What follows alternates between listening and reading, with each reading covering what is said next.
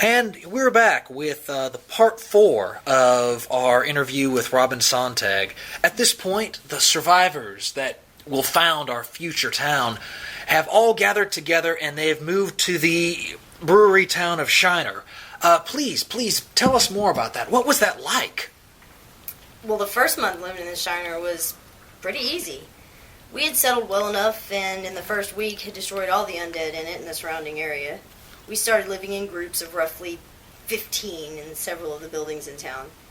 Every few days, we'd have a small group of zombies make their way to town from parts unknown, and we would deal with them like any inconvenient problem that could be solved with a shovel. After the 5th group shuffled into town, we sent Chuck and Agnes to stay behind at the castle and created 3 other outposts in the remaining cardinal directions. And this was so you could get prior warning in case of another attack, right? That, and to keep eye out for other survivors. Up to that point, we thought all the zombies were slow-moving monsters that could kill you only if you let them, or if you were asleep and helpless. We expected to find more survivors eventually, but who would think to look in Shiner as the final populated spot on the globe? We were sandwiched in between a few major population centers, but we still had no idea how the undead kept finding us. The zombie sense theory was often discussed, but it still hasn't been completely proven. Like I said, we'd cleared out the other small towns nearby of both usable supplies and undead. When their numbers started trickling down, we hoped that they were rotting out. When it was deemed safe, we would begin sending people into the larger towns. Houston, Dallas, Austin. Hell, we were even talking about wiring up an ice cream truck as loud as it could go and driving all the way to Brownsville, and from there, every stop in the state, all the way to Lubbock. Back then, we knew we weren't the only survivors. We knew it. Maybe at the time, that was even true. So you think that when the zombies started becoming runners that they picked off any surviving pockets of humans that were around? You know, I do. Maybe if we had mobilized earlier, we would have been able to find them and bring them back to Shiner. Had we just driven to Houston, I know we would have found several hundred, if not 1,000 people. Prior to Z-Day, Houston was one of the largest cities in the world with a population of almost 6 million. That means if only 1/6 of the population survived, we'd still be 1 million people. 1 million bodies able to fight and rebuild. So why were the people here able to make it and no one else was? There were only 300 survivors total. This has always bothered me. You know that? No, I did not. Question was rhetorical, but whatever. Here's what I think. We were able to clear out large numbers of the undead with only a handful of people, sure. But just how many did we clear out at that time? Well, if I'm to believe all accounts, including all the pre-siege numbers, roughly 10,000. Seems a bit high, but I'm not going to argue. Almost all of those killed were killed in person, and not from a relatively safe location. The shufflers were easy to kill, and I doubt that many people that woke up the next day were done in by shufflers. We thought we were safe and secure. That was before. Before the shufflers became runners, right? Right. Remember, for weeks we only saw them shuffle or limp. That's why we call them shufflers. When we first saw the runners, they didn't come at us jogging. They sprinted like a cheetah going after a baby. A what? Never mind. Remember I said we had 4 different posts set up around the town, several miles out. Each one was manned by 2 people. Of the 8 guards we had, only Chuck managed to make it back in time to warn us about the thousands coming from the south. Had things gone just a little differently, had the ones from the north, east, or west been just a little faster, we wouldn't have lasted during the siege. And the others, the other outposts, they died? Why did Chuck and Agnes survive and not the others? Agnes is the reason Chuck made it. They saw the approaching horde from the top of the castle and realized they needed to haul ass back to warn us. He tried to take Agnes, but she pointed a gun at him and said she was going to stay. Chuck wouldn't listen, so Agnes put a bullet in his shoulder and said she would shoot him again if he didn't go warn the others. It seems kind of extreme, isn't it? Not really. Knowing Chuck, Agnes had done anything less threatening and he would have scooped her up and ran. Understanding the only reason he left and didn't take the second bullet was because he knew if he didn't, that we would be unprepared. Agnes didn't give him a choice. If not for her, we would have been overrun before we could have prepared ourselves. Wouldn't it just have been easier for the 2 of them to go? No. Agnes wanted to slow him down a little. But why didn't she go? You know the answer to this. Why are you asking? Well, it's for the truth, so people can And you know. don't think they can figure it out? Well, I'm sure they could, but this is supposed to be a historic document for the preservation. Fine. She stayed behind as bait. She kept him busy while Truck drove back to town. She gave her life for the town to have a few more precious moments to prepare. I know this is hard, but do you know how they got her? Did they use a ladder to climb up the wall? They made their own ladder without even understanding how they did it. There were so many zombies trying to get her, they formed a ramp made of flesh, crushing and clawing over one another to get to the top. A month later, after the siege, we went back to the castle. There wasn't a bullet left on top, but there was a hunting rifle with a broken stock. It had been smashed. Agnes killed over 100 of them before she died.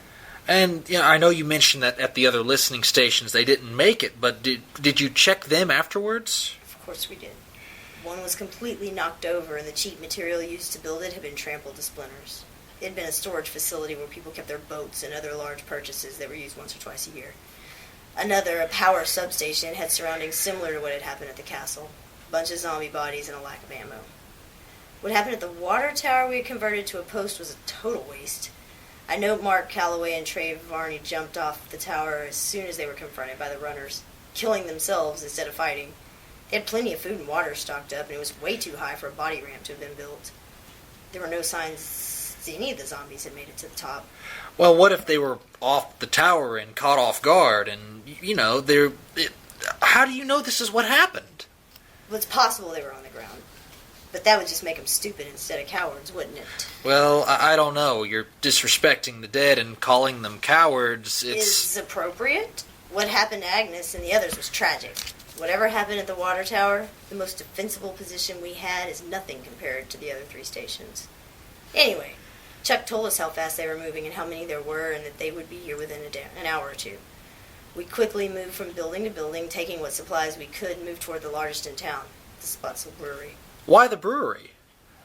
Biggest in town, most defensible we could think of. It was also the only place that could hold the town's population. We took our stuff on the roofs and smokestacks without a second thought. And you stayed. Why didn't you turn and run away or find some other... Where were we going to go? It was obvious that things were tracking us somehow. At the time, we thought they were only coming from the south and not all sides. Any roads we took would have been straight into a cloud of those things. Had we tried to escape, we all would have died. I suppose that was really lucky. Yeah, I guess so. Like I said, we took all the medicine we could from the pharmacy and what useful tools we could from the fire station.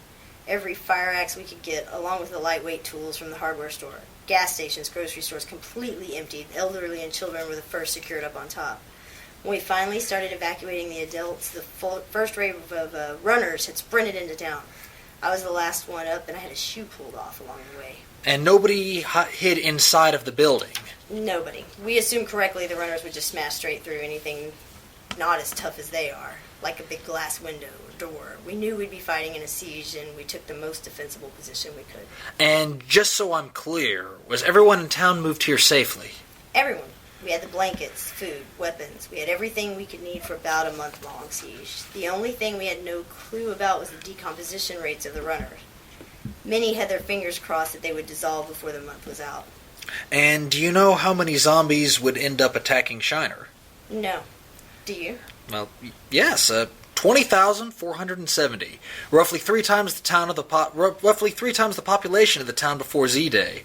In less than a day, they had arrived and surrounded the brewery, pounding on the walls to try to get to the 300 living above them. Why aren't you telling this part? If the facts are all here, I don't see why you need to ask me numbers of questions that you know the answer to already. I just think it would be better hearing it from someone who was there. Why? So others will know. Why? You already know.